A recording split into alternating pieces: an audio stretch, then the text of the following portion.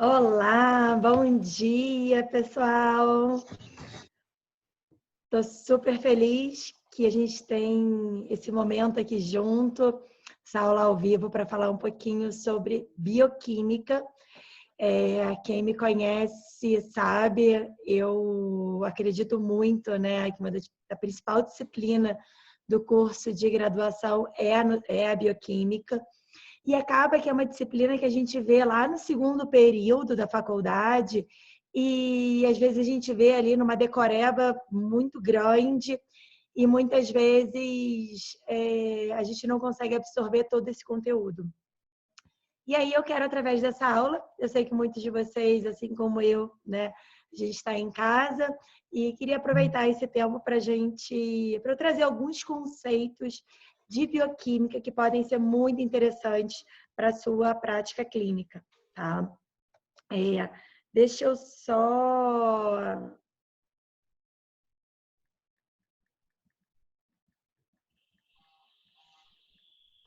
Às vezes tem um pequeno delay, mas vocês podem fazer as perguntas que vocês tiverem, que eu pretendo responder essas perguntas na aula. Tá? A gente já está aí com a sala enchendo e vamos lá. Então, quem não me conhece, eu sou a Anne, sou nutricionista. Eu me formei, tem 16 anos, me formei pela UERJ e fiz meu mestrado, meu doutorado. O doutorado eu fiz nos Estados Unidos, né? Fiz doutorado de sanduíche. E tanto mestrado quanto doutorado eu fiz na área básica, né? Envolvendo toda a parte de metabolismo e de resistência à insulina, tá? E por isso que eu venho estudando já há muitos anos esses conceitos de bioquímica e eles vêm permeando a minha prática clínica.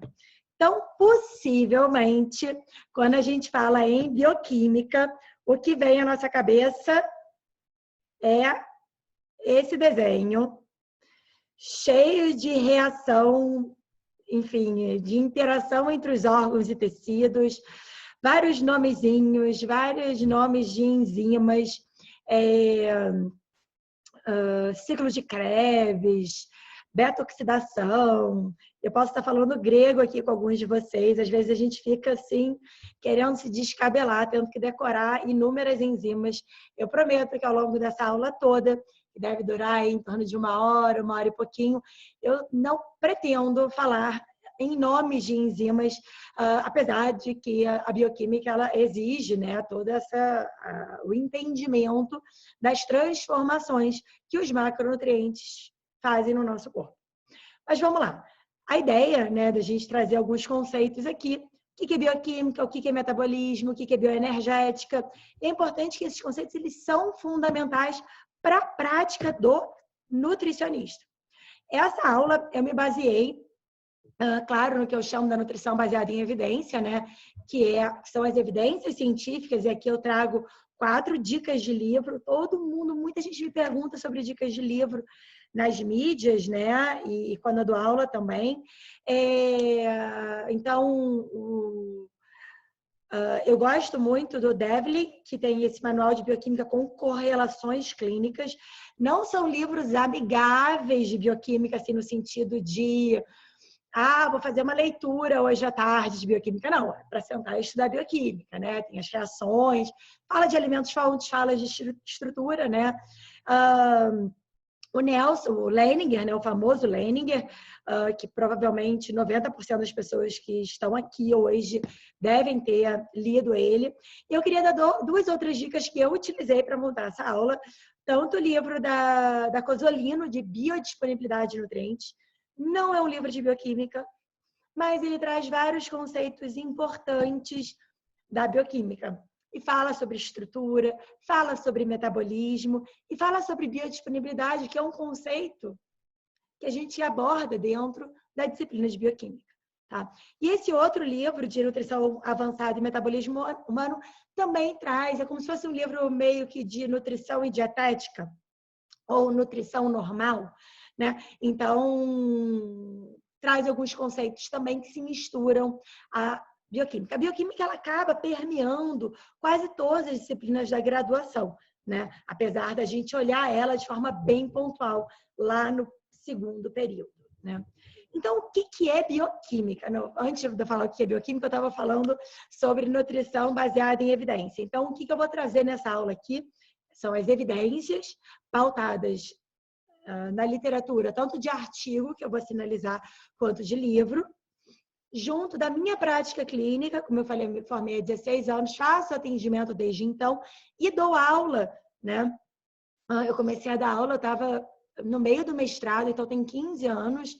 Eu dei aula numa faculdade particular, depois eu fiz o concurso para professora adjunto da UERJ, onde estou até lá, e já dei aula em muitos cursos de pós-graduação, tanto da FRJ quanto na UERJ, enfim, quanto em algumas faculdades particulares. Só tenho a minha experiência clínica e sempre a gente tem a questão da preferência do paciente, se a gente vai trabalhar, por exemplo, com um alimento fonte ou com um suplemento, e a gente vai chegar lá. Tá? Então, isso é nutrição baseada em evidência, é onde a gente junta as evidências científicas, seja de artigo, de livro, a prática clínica sua, né? Que você está adquirindo aí como recém-formado ou já formado há um tempo, com as preferências do paciente. Mas vamos lá, vamos definir, que eu acho que nada mais justo do que a gente começar uma aula de bioquímica fazendo uma definição, né? O que é bioquímica? Bioquímica é a ciência que estuda processos químicos que ocorrem nos organismos vivos, tá? Como assim, Anne? Bioquímica, ela trata a estrutura e função metabólica. Estrutura, tanto de proteína, de carboidratos, de lipídios e outras biomoléculas, bem como a função metabólica. Qual é a função metabólica da proteína? Qual é a função metabólica dos carboidratos e dos lipídios? E quando a gente fala de estrutura, vem à nossa cabeça aminoácidos, proteínas, tipos diferentes, vão ser carboidratos simples ou carboidratos complexos, tipos de lipídios, né? O próprio colesterol, qual é a estrutura química, né? E isso vai ser super importante a gente conhecer. Então, não só a estrutura dos macronutrientes, como a função desses macronutrientes. E bioquímica também é o conjunto das transformações que essas substâncias, proteína, carboidrato e lipídio, ocorre no interior dos nossos organismos vivos. Tá? Então, é sobre essas transformações.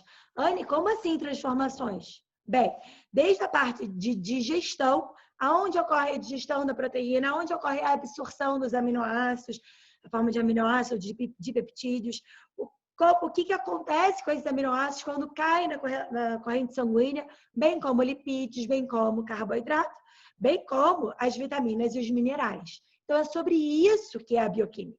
Então, vamos lá. Estrutura e função metabólica também é o estudo das transformações que essas substâncias sofrem no interior dos organismos vivos. Então, aqui, quando a gente fala de transformação, eu vou falar sobre tudo que ocorre dentro do nosso corpo, seja de síntese, e aí a gente pode pensar síntese proteica, anabolismo, ganho de massa muscular, ou a gente pode pensar em degradação, que também nos importa. Como que ocorre a degradação, por exemplo, dos lipídios? Como que ocorre a lipólise? Né? Então, tudo isso é bioquímica. Então, não dá para a gente... eu quero estudar sobre emagrecimento. Ou quero estudar sobre... eu quero atender um paciente vegetariano e... Como que eu adequo cálcio? Como que eu adequo proteína? Eu preciso saber de bioquímica. Né? Então, quando a gente, só para uma tradução aqui sobre a bioquímica, eu espero que eu não esteja indo muito rápido, mas eu quero ir lá até a suplementação e como que a gente faz essa correlação com a bioquímica. Então, o que é a bioquímica? São essas transformações do carboidrato, da proteína, da gordura. Essas transformações ocorrem no processo num processo que a gente fala convergente. Então, esses compostos sofrem catabolismo, produzindo gás carbônico, água e amônia, no caso das proteínas. E nesse processo de catabolismo, você libera energia para que ocorram as reações anabólicas. Então, existe uma associação de reação. Então, você não tem só o catabolismo e libera energia. Não, essa energia vai ser utilizada no anabolismo, que são as reações divergentes. A gente tem as reações cíclicas também. Isso é tema para aulas e aulas de bioquímica. Aqui eu estou trazendo 2 conceitos. Então, você tem essas transformações tanto no catabolismo, que produz esses compostos, bem como no anabolismo. Então, só aqui eu já tenho uma ideia que se eu ingiro muita proteína, eu vou estar gerando um catabolismo. Tudo bem? E aí vai estar produzindo esse mesmo composto, bem como quando eu ingiro excesso de carboidratos, de gordura. Por quê? Existe uma via convergente. Então, eu quero provar para vocês, e aqui são algumas dúvidas clássicas, dúvidas que eu recebi nessas últimas semanas que eu vim abrindo algumas caixinhas de pergunta, e pessoas perguntaram assim, ou são dúvidas que eu recebo também nas mídias, nas aulas, né? Então, eu quis compartilhar com vocês aqui. Eu quero mostrar que a gente consegue responder todas essas perguntas falando de bioquímica. Uma delas, Anne, criança precisa tomar leite por conta do cálcio? Isso eu consigo responder se eu souber sobre biodisponibilidade de alimentos-fonte. Anne, proteína vegetal, alto, baixo valor biológico, posso, por exemplo, uma pessoa que está querendo se tornar vegetariana ou comer menos carne? Primeiro que não existe mais esse conceito. Mas segundo, que vai depender de alto, baixo valor biológico, a gente não utiliza mais, já caiu por terra. Segundo, que a gente vai determinar se o paciente vai ter uma boa dieta com proteína vegetal, se eu souber quais são os tipos, qual é o dias, né? Qual é a disponibilidade desses aminoácidos, se tem aminoácido limitante ou não, e quais são os alimentos fontes e mais. Quanto que tem em cada proteína vegetal, de quantidade de proteína. Porque de nada adianta eu fazer, o paciente está querendo se tornar vegetariano, vou melhorar qualitativamente. Não pode. Você tem que fazer quantitativo. E me chamou muita atenção quando eu fiz uma enquete no Instagram, foi na sexta-feira, e 100%, se vocês quiserem, visitem lá. Sexta-feira, 1º de maio, eu fiz um caso clínico, 100% das pessoas responderam que era para fazer substituição qualitativa. Não, a gente precisa da bioquímica para fazer a substituição quantitativa. Outra dúvida clássica. Anne, dieta cetogênica é uma boa estratégia? Sabe como que a gente responde isso? Entendendo sobre metabolismo de lipídios, sobre como que se formam os corpos cetônicos e qual é a ação dele. Eu vou falar um pouco mais sobre isso nessa aula daqui. Anne, quando que a gente começa a mobilizar a gordura? Quantos dias pós-dieta? Quantos dias? Qual o tipo de exercício? Isso a gente responde com bioquímica.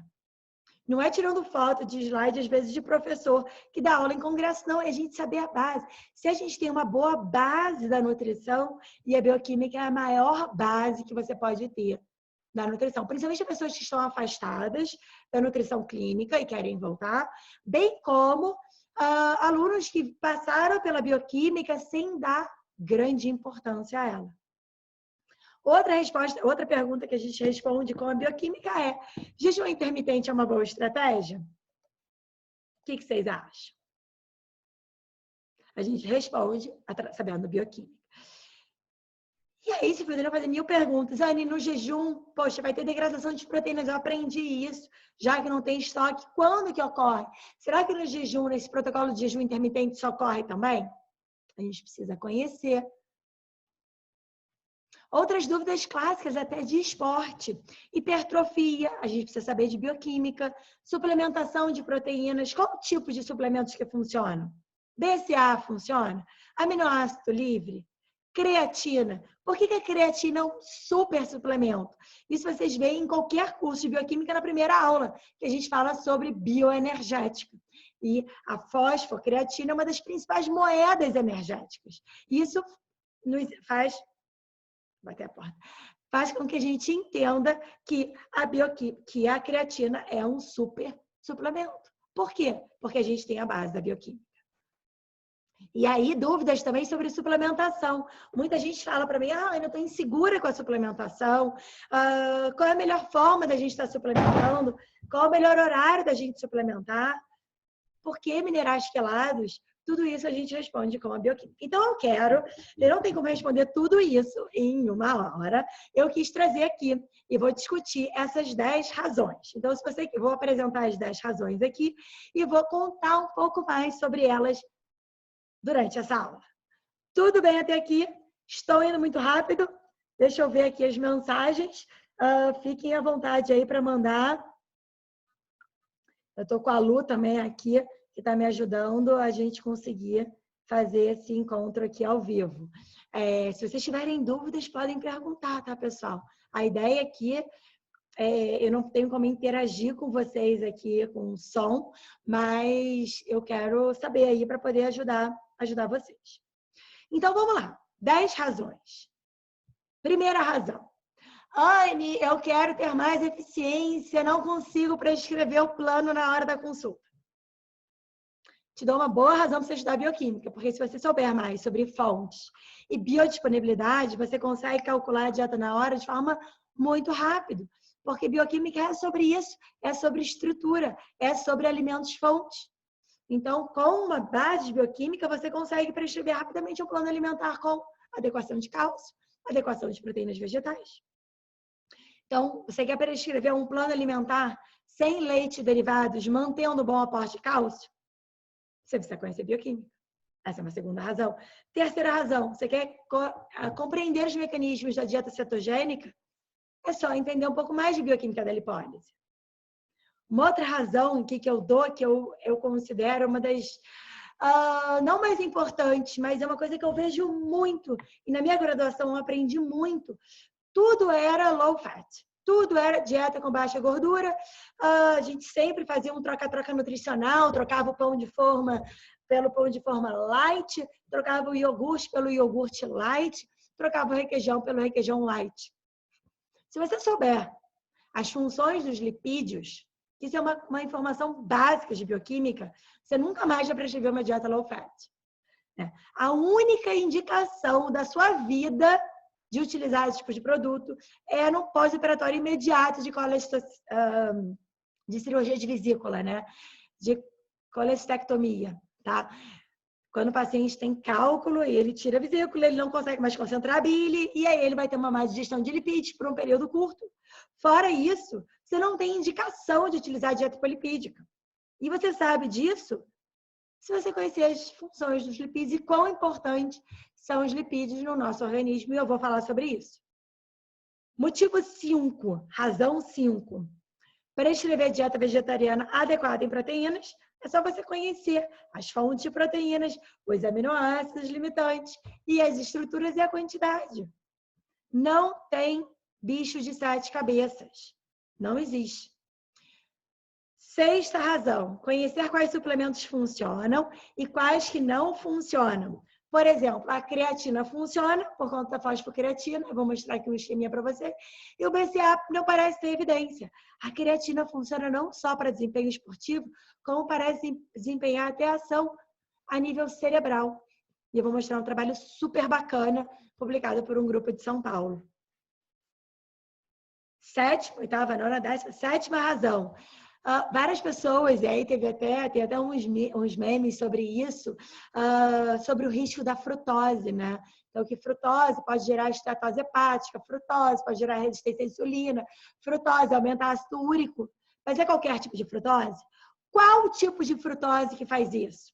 Isso é uma bioquímica básica, é conhecer estrutura de carboidrato. Então, a gente às vezes quer descobrir a pólvora, quer saber informações sobre a frutose, prescreve ou não, esteatose.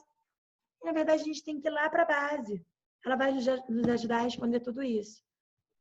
Anne, eu queria entender melhor sobre esteatose hepática, resistência à insulina. É só conhecer metabolismo de carboidratos. Anne, quando que eu suplemento? Como que eu interpreto exames de vitaminas e minerais? A gente não vê isso na graduação. Mas se você estudar bem bioquímica, você vai entender. Você vai conhecer um pouquinho mais sobre aquela curva em U, que é clássica na nutrição, igual do IMC, sabe? O IMC é muito baixo, você tem risco de nutrição. O IMC é muito alto, você tem risco de obesidade. Isso vale para tudo em nutrição. Um selênio muito baixo, você tem risco de inadequação. Um selênio muito alto, você faz selenose e também coloca o seu paciente em risco. E isso vai determinar, esses exames laboratoriais, o quanto e se você vai utilizar um suplemento ou não.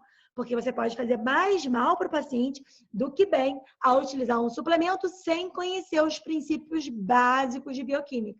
E eu quero falar um pouquinho mais sobre isso. Esse é um dos pontos mais importantes que eu considero aí para quem suplementa. Porque muitas vezes a gente suplementa sem ter a base da bioquímica. E, Anne, o que é melhor, suplemento ou alimento? Eu preciso conhecer mais sobre as vitaminas e os minerais para a gente poder entender um pouquinho mais sobre isso. Então, respondendo à pergunta 1, que é a pergunta do quão é importante, né, a gente conhecer os alimentos fontes e prescrever uma dieta na hora. Olha que bacana, quando a gente vai lá para o nosso conhecimento de bioquímica de fibras, né, eu não estou dando uma aula completa de bioquímica aqui, porque é cursos e não, são aulas e mais aulas. Eu estou pincelando 10 razões para você estudar mais bioquímica, tá? Então, um deles que eu falei que era prescrever a dieta na hora. Eu adequo fibra se eu souber sobre fontes, estrutura e quantidade de fibra que tem nos alimentos. Então, olha, uma xícara de feijão tem em torno de 15 gramas. 30 gramas de castanhas tem em torno de 3 gramas. Uma xícara de brócolis, cenoura, uma xícara, né, de algum desses alimentos tem em torno de 4 gramas. Então, mentalmente, se você tem essas tabelas na cabeça, ou em planilhas, que é o que eu disponibilizo no curso de bioquímica, você consegue rapidamente adequar a ingestão de fibras daquele seu paciente constipado, daquele seu paciente com mais diarreia. E se você precisa, e a bioquímica fala sobre isso também, qual é a recomendação de fibra? É em torno de 20 a 25? Gente, você atingir 25 gramas de fibra ou 40 gramas de fibras para homem, sem feijão é super difícil. Olha, eu vou precisar compor com muito alimento de origem vegetal. Lembrando que alimentos de origem animal não tem absolutamente nada de fibra. Um pouquinho mais sobre como isso ajuda a calcular a dieta. Por exemplo, aqui é uma tabelinha sobre alimentos fontes de ferro. Não adianta falar que feijão é rico em ferro. Quanto que eu vou prescrever na dieta daquela criança, ou daquela gestante, ou daquela nutriz, quanto de alimento para atingir a recomendação de ferro. Ah, Anne, eu jogo tudo num programa, num software.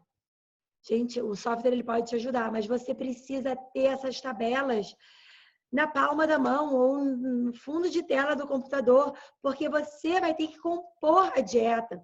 Não é o programa que compõe a dieta, é você. É você que conhece os alimentos e quanto que esses alimentos têm de cada nutriente. Tá? Lógico que eu não conheço, eu não tenho tabelas mentais de todos os nutrientes, mas eu tenho alimentos que eu prescrevo. Eu faço dieta há 16 anos e faço dieta na hora da consulta há 16 anos. E para fazer isso, eu preciso conhecer bem os alimentos. Eu preciso conhecer quanto de feijão tem. Se é um paciente que está comendo menos carne, o que corresponde à carne, à quantidade de feijão? Então, em torno de 70 gramas de carne é uma concha de feijão. A absorção do ferro da carne é um pouquinho menor, a absorção do ferro do feijão é um pouquinho menor, da carne é um pouquinho maior. Então, e do feijão, o feijão acaba tendo um pouco mais de ferro do que a própria carne. O cálcio, aí eu já entro na segunda questão que eu quero falar para vocês. Outro alimento, outro nutriente importante. Lógico que tem nutrientes, gente, que a gente não precisa aqui ficar na neura. Por exemplo, enxofre, molibdênio, porque são alimentos ultra traço. Esses micronutrientes, né? Então, a gente tem os macrominerais, os microminerais, os elementos ultratraços. Esses a gente precisa ingerir uma quantidade muito pequenininha e dificilmente tem carência. Então, eu preciso estar mais atenta no meu planejamento dietético dos alimentos, dos macrominerais, que são esses que eu estou falando com vocês. Tá? Então, o próprio cálcio. Ai, Anne, dieta sem leite é impossível. Por que é impossível? Né? Então, aqui a gente tem, né, as formas de absorção, isso né, a gente vai abordando no curso, quais são as principais fontes, boas fontes. E lembrar, por exemplo, que o brócolis, apesar dele ter menos cálcio, você tem uma fração de absorção muito maior. A própria couve, em torno de 60% é absorvido. Já o espinafre, não. Então, isso aqui é bioquímica, é biodisponibilidade de nutrientes. Isso aqui que nos ajuda a prescrever dieta. O próprio tofu tem uma quantidade de cálcio maravilhosa e ele já tem uma absorção de cálcio um pouquinho parecida com a do leite. Não é ruim, é bom, na verdade é excelente. E é uma excelente fonte de cálcio para o paciente que não consome leite. Mas não é só isso que a gente precisa saber. A gente precisa, para prescrever uma dieta, não é só saber os alimentos fontes, é entender, isso aqui é bioquímica básica. Quais são os fatores que aumentam a absorção do cálcio? Quais são os fatores que aumentam a excreção do cálcio? Tudo isso a gente vai precisar saber. Então, o que aumenta a absorção do cálcio? A vitamina D, a própria lactose. Jura? Sim.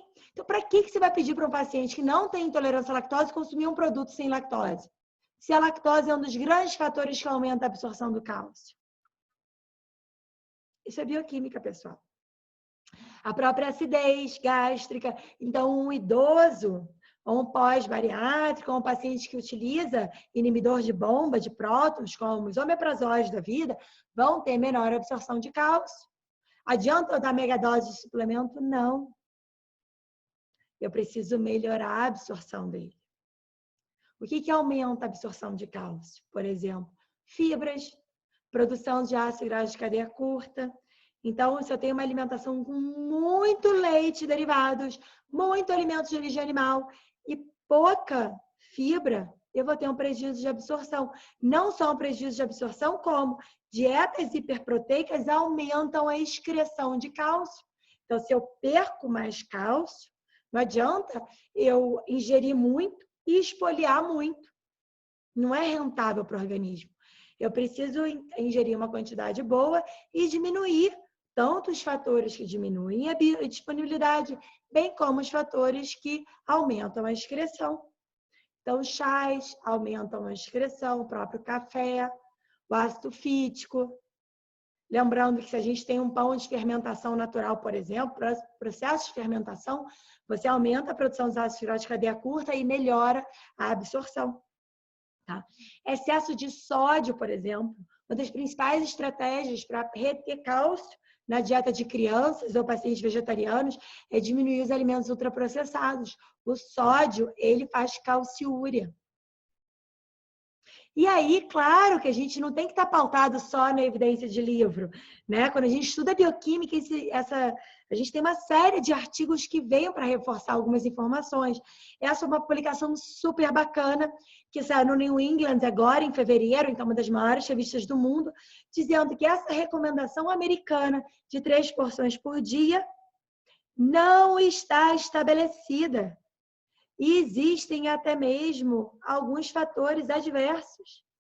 E se a dieta tiver baixa qualidade, né, lógico, numa população muito pobre, né, o alimento de origem do leite derivado, ele até pode melhorar é fonte ali de magnésio, de cálcio, mas naquelas pessoas que têm uma qualidade alimentar boa, você aumentar leite derivado pode até trazer mais malefício do que benefício.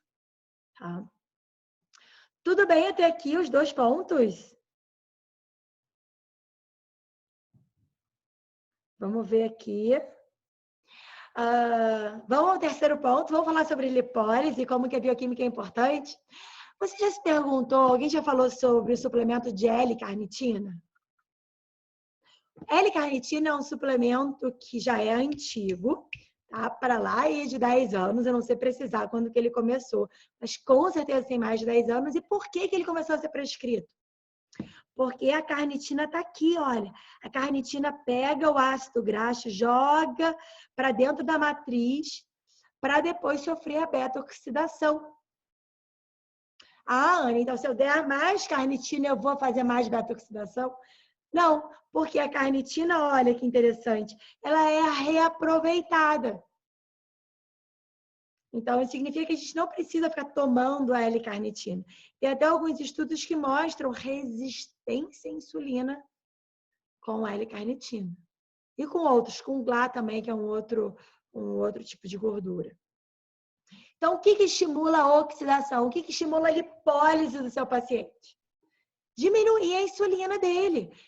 Se eu tenho uma insulina alta, se o paciente come várias vezes ao dia, alimento rico em carboidrato, o carboidrato simples que está estimulando a insulina, eu não vou conseguir fazer beta-oxidação, eu não vou estimular a lipase hormônio sensível, que vai mobilizar gorduras dentro do tecido adiposo. Mas meu paciente diminuiu o peso, tá? Será que não foi às custas de diminuição de volume, de carboidrato, de estoque de glicogênio? Então, para fazer oxidação, a gente precisa ter menos carboidrato disponível, a gente precisa ter menos estímulo à insulina. Lógico, exercício pesado, você aumenta a epinefrina, norepinefrina, vai estimular a quebra de triglicerídeo. Até por isso, quando a gente faz um exame de sangue, a gente não deve fazer exercício muito pesado, porque se você dosar ali ácidos graxos, eles vão estar muito altos, até 8 vezes maior, porque o exercício pesado mobiliza a gordura. Próprio estresse, GH. Já ouviu falar o pessoal que toma GH? Hormônio de crescimento? Ele faz anabolismo e ele faz lipólise também. O próprio hormônio tiroidiano também é muito famoso. Algumas pessoas utilizarem, não sou a favor, não, mas dentro de fórmulas emagrecedoras, coloca esse hormônio tiroidiano para estimular a quebra de gordura corporal, porque ele atua na lipase, hormônio sensível. E aí, olha que legal, eu adoro publicações que elas reforçam o que a gente está falando. Então, esse trabalho publicado no BMJ, no British Journal, ele, em 2014, o título do artigo é esse, eu já até postei ele algumas vezes nas mídias. Quando uma pessoa perde peso, para onde a gordura vai? Eles fizeram essa pergunta para nutris, médicos e educadores físicos. Pasmem vocês. A maior parte respondeu que a gordura ela é dissipada na forma de energia. Será? Gente, isso é falta de informação. Então, se foi feito um estudo gringo, não foi feito aqui no Brasil. Mesmo aqui no Brasil, possivelmente a gente teria uma taxa de respostas muito parecida com essa. Né? Então, 70%, não importa se é nutri, personal, a maior parte das pessoas, só os nutricionistas acertaram para onde a gordura vai. E um percentual pequeno de nutris. Então, a gordura, ela não é dissipada na forma de calor. Ela vai lá vai para o ciclo de Krebs, vai fazer a beta-oxidação e o acetil-CoA vai para o ciclo de Krebs gerar gás carbônico e água e ATP. Não é dissipada sobre a forma de energia. Né? Então, você tem a exalação na forma de gás carbônico e para ter esse estímulo, você precisa ter um estímulo de lipólise. Você vê que não se tem bioquímica básica, gente. Anne, e a dieta cetogênica? Por que ela funciona? A dieta cetogênica, ela funciona principalmente porque, a gente tem que entender o que é dieta cetogênica. Você tem 4 porções de lipídios para uma porção de carboidrato mais proteína. Ou seja, 80% da dieta é lipídio, 15% proteína e 5% carboidrato. Então, como tem muito pouquinho carboidrato, você não tem os precursores do ciclo de Krebs. Sim, lembra do ciclo de Krebs, que é onde a gente faz a oxidação, a glicólise, né? Faz a glicólise e o acetil-CoA, ele entra no ciclo de Krebs para poder gerar, depois já para a cadeia respiratória, enfim, o NAD, o FAD. Estou falando grego? Vocês estão acompanhando? Se eu não tenho carboidrato, eu tenho pouco carboidrato, uma ingestão muito baixinha, esse ciclo de Krebs ele fica bloqueado. Ou o ciclo de Krebs ou o ciclo do ácido cítrico. E aí, Anne?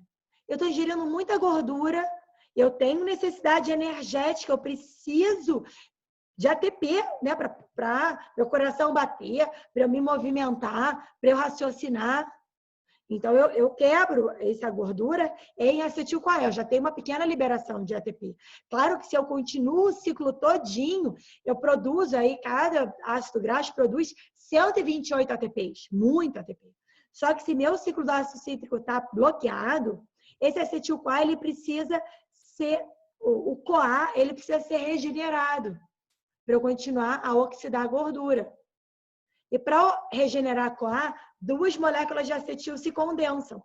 Quando essas 2 moléculas de acetil se condensam, o CoA é regenerado para a formação de mais acetil-CoA e 2 acetis formam acetoacetato, beta-hidroxibutirato e acetona. A acetona é volátil, o acetoacetato altera o pH um pouco do sangue, né? Gera, né, essa acidificação, essa breve acidificação.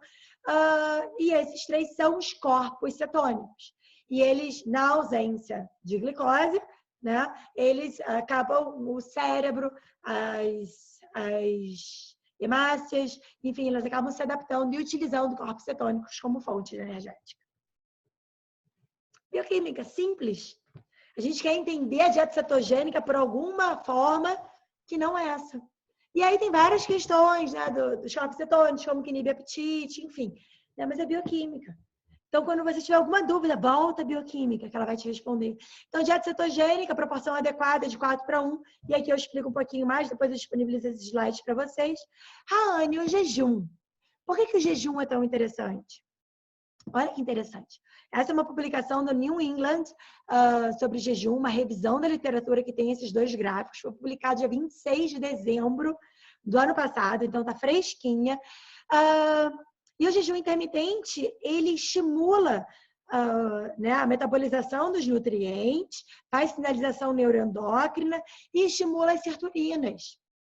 E elas têm ação tanto de estímulo de PGC1-alfa, que foi o tema do meu doutorado, enfim, há mais de 10 anos atrás eu trabalhei com PGC1-alfa, e essas sirtulinas vão estar fazendo autofagia, estimulando o metabolismo de lipídios e glicose, fazendo biogênese mitocondrial, né? E olha aqui, o jejum intermitente estimulando o mTOR. Então, o jejum intermitente, ele não vai estar estimulando uma proteólise intensa como o jejum de 4 dias, de 5 dias, de 6 dias. Tá? Então, a gente tem que entender essa diferença. Então, a gente recorre às evidências. Quarta razão que a gente estava falando, é para nunca mais prescrever uma dieta hipolipídica. Por quê? Porque os lipídios, eles têm funções não só de formação de vitamina, de melhorar a palatabilidade. Então, a adesão de uma dieta com um pouco mais de lipídios é muito maior. Por quê? Porque ela é mais saborosa. Faz uma cenoura no vapor e faz uma cenoura assada no forno. Então, a gente tem que entender. Isso é bioquímica. 5, né? Tem algumas perguntas. Anne, se eu comer muita proteína, eu ganho massa muscular? Se você comer muita proteína, olha aqui, via convergente. Lembra que eu mostrei lá no segundo slide? Olha aqui. Aminoácido, excesso de aminoácido vai ser metabolizado em acetil-CoA e esse acetil-CoA vai entrar no ciclo de Krebs e depois já para a cadeia respiratória, bem como a gordura e a glicose. Então, adianta comer muita proteína? Como que a gente, aqui eu não vou entrar no mérito de discutir dias, né, que vem, não existe mais aquele termo de baixo valor biológico, alto valor biológico, mas a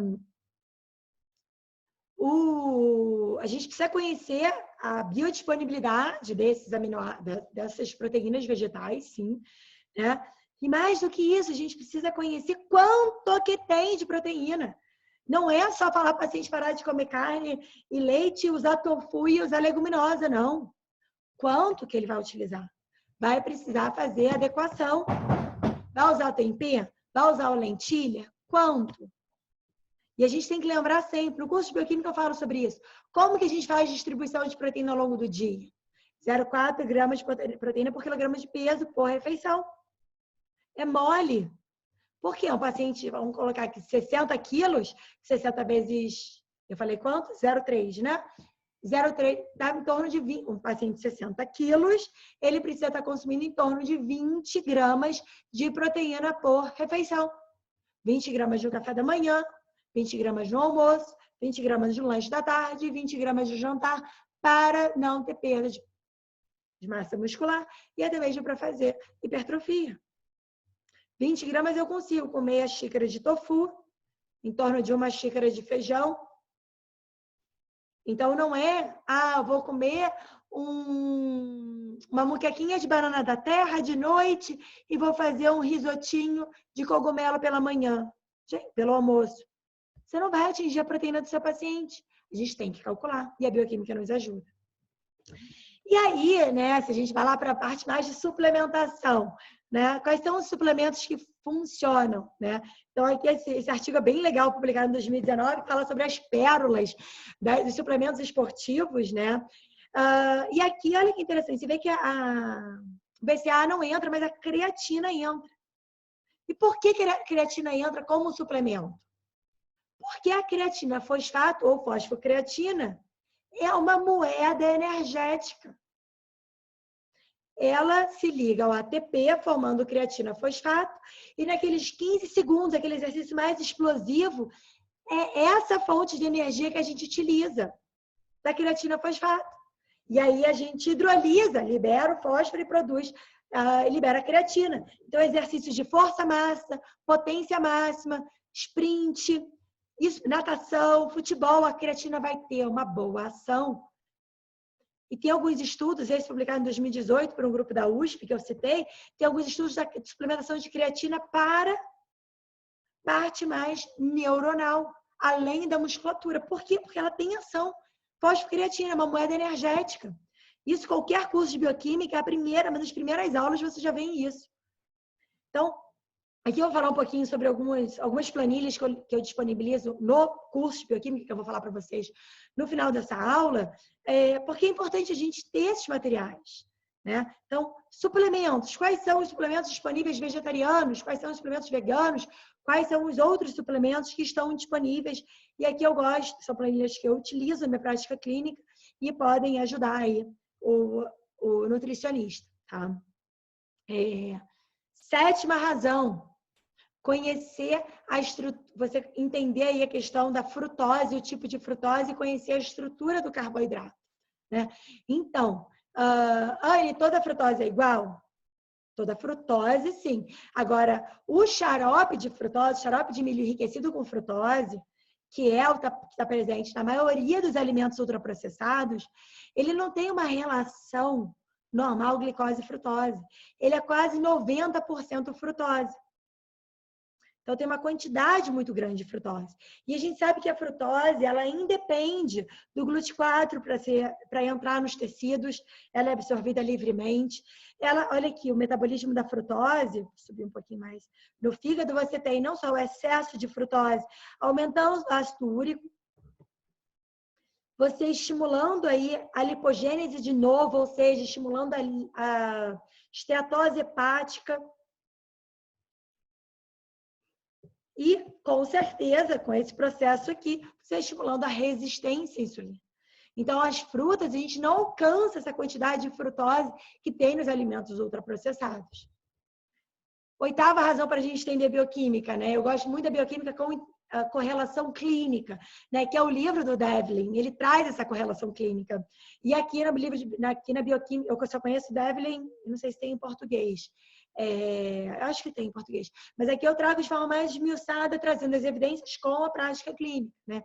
Então, a própria esteatose hepática. Ania, o que a gente vai ter que controlar mais?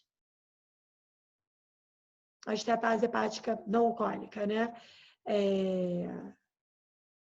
15% desses lipídios da esteatose são provenientes da dieta. 25% de carboidrato. 60% é por conta da resistência à insulina. Tá? Então, a resistência à insulina que aumenta a esteatose. Então, não adianta, assim, mais importante é a gente melhorar a resistência à insulina. Como que a gente melhora a resistência à insulina? Exercício físico, ajustes na dieta, próprio jejum intermitente muitas vezes pode ser uma boa estratégia. Utilização de alguns suplementos para diminuir o estímulo à insulina. E a gente vai ajustar o carboidrato da dieta? Também. Mas a gente precisa trabalhar na resistência à insulina, que, olha, a lipólise é o que mais... e a lipólise ocorre por conta da resistência à insulina. Nona razão, que eu amo esse slide. Nona razão para a gente estudar bioquímica. A gente não fazer mal para o paciente quando prescrever suplemento. Essa é uma publicação do Lancet. Então, tem as 3 maiores revistas do mundo, né? New England, Lancet e JAMA, tá? Aqui eu trago esse gráfico que fala, que foi publicado no Lancet. Esse gráfico, ele ilustra a mortalidade em relação à concentração do selênio sérico. Tudo bem? Se eu tenho um selênio sérico muito baixo, minha mortalidade aumenta. Se o meu selênio sérico é muito alto, minha mortalidade aumenta. Isso significa que se o meu paciente tem um selênio sérico em torno de 120, eu não posso dar nenhum tipo de suplemento contendo selênio. Porque se eu der, eu vou aumentar a mortalidade dele. Ai, Anne, mas eu sempre dei, nunca vi paciente meu morrer. Claro que você nunca viu, porque a mortalidade a gente vê em longo prazo. Mas você vai estar aumentando o risco desse paciente. Não adianta falar, eu não vou ler estudos que avaliem mortalidade, porque eu não vou ver isso no meu paciente. Graças a Deus, você não vai ver, mas um outro médico, um outro nutricionista que pegar daqui a 15 anos vai ver. Então, a gente tem que conhecer esses estudos, sim. Então, não pode suplementar. Quando a gente fez eu coordenei, né, um estudo no Instituto Nacional de Cardiologia, há alguns anos atrás, foi a tese de doutorado da Graziele, que atualmente é professora da UF e grande amiga. A gente só deu suplemento de castanha do Pará para esses pacientes. Depois eu posso falar um pouco mais sobre o estudo com vocês, mas a gente só deu. Ele está publicado já, vários estudos, a gente publicou mais de 4 artigos só nessa pesquisa. A gente só deu para aqueles pacientes que tinham um nível sérico abaixo de 120. Porque senão eu poderia fazer mais malefício. Então, esse é um princípio básico de nutrição que a gente aprende na bioquímica. Ou a curva em U, ou essa curvinha ao contrário, né? Então, esse é um estudo bem antigo, publicado na Nature, enfim, que mostra que excesso de vitamina C, você faz peroxidação lipídica. Deficiência de vitamina C, você também faz peroxidação lipídica. Então, não adianta ficar dando 10 gramas de vitamina C, 2 gramas de vitamina C, eu prejudico o meu paciente. Então, para isso, eu preciso conhecer as DRIs, a EAR, a RDA, a UL. E aí, no curso de bioquímica, eu falo um pouquinho mais, mas essas tabelas são clássicas e estão disponíveis para quem quiser baixar. A vitamina B9, aqui só mais um exemplo, né? Como que a bioquímica ela traz uma interpretação, e no curso de bioquímica eu falo bastante sobre isso, sobre a interpretação de exames. Porque como que eu vou suplementar se eu não sei o nível sérico?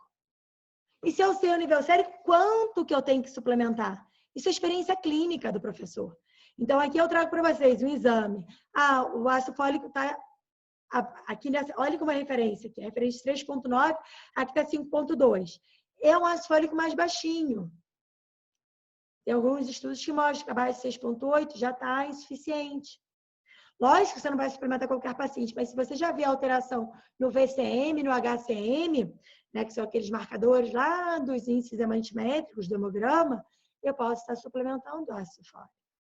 E quanto eu vou suplementar? Eu preciso conhecer qual é a minha recomendação, que é de 400 microgramas. Eu preciso saber também qual forma que eu vou suplementar. Se é a forma de metilfolato, eu posso suplementar em 400. É o ácido fólico? O ácido fólico é menor, tem uma taxa menor de absorção. Então, eu suplemento numa dose um pouquinho maior. Isso é bioquímica com correlação clínica. Linda, né? Eu amo. E que tipo de nutriente eu tenho que estar fornecendo junto? Uma coisa que eu falo muito no curso, eu sempre trago soluções práticas. Tem muito paciente que não gosta de suplementos manipulados. Então, esses suplementos que tem no mercado, está tudo na planilha, né? Que vocês têm acesso. Qual é a forma do ácido fólico e quanto que ele tem? Porque assim você, na hora de prescrever o suplemento, na hora da consulta, bem como a dieta, você já tem as tabelinhas e as opções que tem no mercado. Você quer já suplementar com alguma dose de B12? Então, de repente, esse da Life Extension é uma boa fórmula. Tranquilo, gente? Gente, já são 10 horas. Eu tô falando sem parar aqui. Deixa eu ver como que tem muitas dúvidas. Vou disponibilizar os slides no canal do Telegram, tá? Depois da aula. Daí é só assistir, pegar lá, porque vão ter todos esses bizus aqui para vocês, tá? Mas entendendo que aqui, olha, vocês estão vendo a planilha, essa é uma planilha que eu disponibilizo, isso aqui é só um pedaço da planilha. Então, como que eu faço a prescrição de suplementação para gestante, quais suplementos que eu utilizo em cada trimestre, então tudo isso eu abordo no curso de bioquímica, né? 10ª razão, e aqui eu quero desmiuçar e destrinchar, porque eu amo esse assunto, mais até do que a parte de suplementação. No JAMA, como eu falei, é uma das 3 maiores revistas do mundo, já é bem antigo, mas eu adoro essa publicação e eu sempre falo sobre ela. O título dela foi Nutrientes Essenciais, Alimentos ou Suplementos? Qual deve ser a nossa ênfase? Porque eu vejo muita gente preocupada com a parte da suplementação e esquece da parte da alimentação, dos alimentos-fontes que a gente tem que ajustar. E olha que estudo lindo. Foi feito na Austrália, onde o solo é extremamente pobre em selênio. Eles dividiram em 3 grupos. Um grupo recebeu placebo. O segundo grupo, ele recebeu durante 8 semanas selênio em pastilha. E um terceiro grupo recebeu selênio em castanha do Pará. 2 castanhezinhas. A necessidade de selênio, para quem não sabe, é de 55 microgramas. EAR. A RDA, desculpa. A RDA. Olha que interessante, o placebo não aumentou GPX. Não sei se vocês conhecem, no curso eu explico, claro, aí todo o metabolismo da GPX.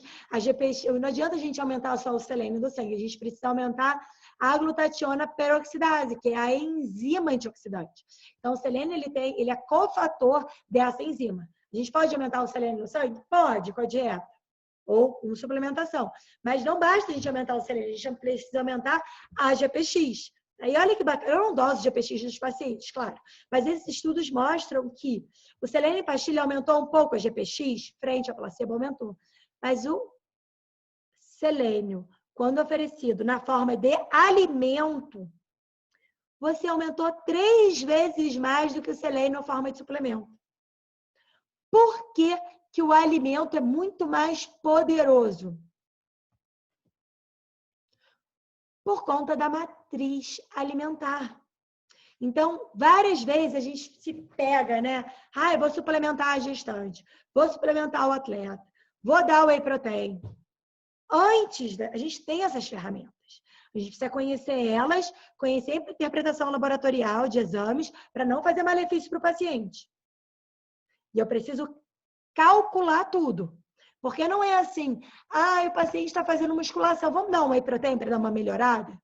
Melhorada em quê? Ele precisa? Então, é sempre comida antes. Por quê?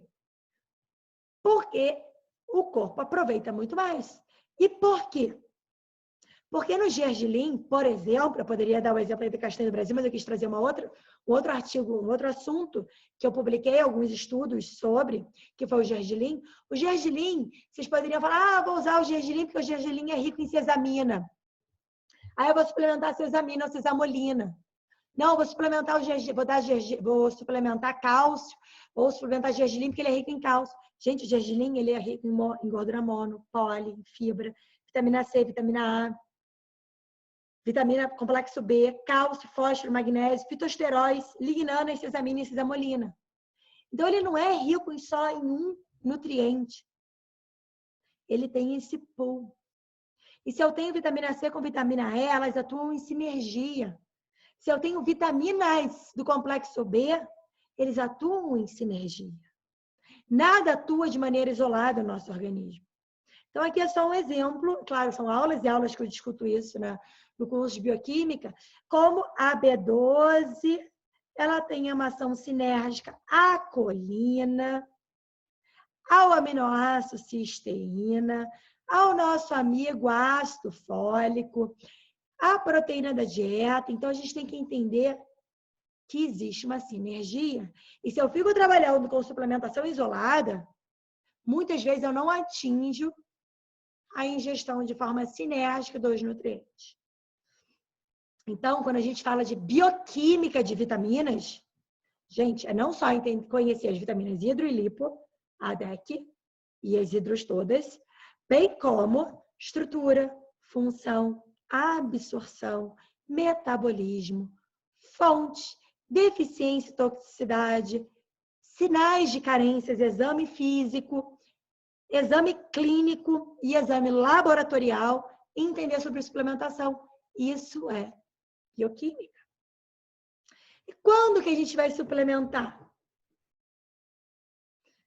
Você pode ter uma deficiência preliminar, que muitas vezes você já vê para uma avaliação dietética. E como que a gente vai aprender a fazer isso? Conhecendo os alimentos-fontes, fazendo um recordatório, um diário, e avaliando se tem os alimentos-fontes ali, quanto que o paciente está ingerindo. Podendo ou não utilizar software. Eu particularmente não uso. Eu uso só planilha de Excel. Quem conhece os cursos aí, quem participa da quarentena sabe, né? Deficiência bioquímica. Ela pode ser, a gente pode avaliar pelos exames laboratoriais, que a gente vê no curso, e deficiência fisiológica, quando já tem sinais de carência aparecendo, pelo exame físico. Então, aonde que a bioquímica te ajuda? Eu espero que eu tenha convencido vocês. Se eu não convenci, me pedem para eu convencer, né? Aonde que a bioquímica ajuda? Tanto na nutrição clínica quanto na nutrição esportiva, até porque as duas andam muito juntas. A bioquímica te ajuda na interpretação de exames laboratoriais. Então, eu vejo pessoas querendo entender exames laboratoriais sem conhecer a base. A bioquímica é a base. Você consegue entender todas as dietas da moda. Você tem eficiência na prescrição e segurança na suplementação. Dei 10 razões. Eu só, juro para vocês, que eu só coloquei 10 e não coloquei 40, porque senão vocês iam ficar cansados de me ouvir falar. E nessa quarentena, que eu não estou dando mais aulas presenciais, eu confesso que eu estou um pouco cansada de ficar falando sozinha e não estar interagindo com os meus alunos queridos, seja nos cursos de pós-graduação, seja nas minhas 4, 5 horas que eu tenho junto dos alunos da UERJ, né? Então, ontem foi super bacana que a gente fez uma aula ao vivo, enfim, online, com o grupo da formação em emagrecimento e saúde, e as alunas já começaram a abrir os microfones e eu, ai, graças a Deus, estou escutando a voz dos alunos. Mas eu poderia dar aqui 40, 50 razões. E se vocês quiserem mais alguma razão, me perguntem que eu dou, né? Mas eu queria aqui apresentar para vocês, para quem tem interesse, o curso de Bioquímica Aplicada, tá? Então, é um curso que eu abordo desde as bases, a minha prática clínica e toda a bagagem que eu tenho de suplementação, tá? Então, a gente passa desde aqueles módulos iniciais de bioenergética, recomendações e biodisponibilidade, e aí entra no módulo 2, metabolismo de carboidrato, lipídio, proteína. Então, são 3 a 4 aulas em cada um desses módulos. A gente tem um módulo de integração metabólica, tudo com correlação clínica. Então, eu falo de lipídio, eu falo de diabetes, eu falo de carboidrato, eu falo de diabetes, falo de lipídio, eu falo de aterosclerose, sempre com correlação clínica. E na parte de proteínas, eu falo sobre os módulos de proteína de suplementação, de carboidrato, maltodestrina, palatinose, toda a parte de suplementação dos macro também, claro, né? E na parte dos micro, de vitaminas, hidro, lipo, a gente aborda toda essa parte de sinergia, carência, toxicidade, avaliação laboratorial, tanto dos macrominerais, como eu falei, cálcio, magnésio, quanto dos microminerais, como ferro, zinco, como dos ultratraços, como selênio, cromo. São mais de 30, eu não falei nem... enfim, eu dei uma pincelada aqui no cálcio, né? A parte de hidratação e equilíbrio de pH, a gente tem o módulo 11 sobre suplementação aplicada e o módulo 12 para materiais para prática clínica, onde estão as planilhas. Tá? O curso está 100% liberado, disponível, né, para vocês acessarem.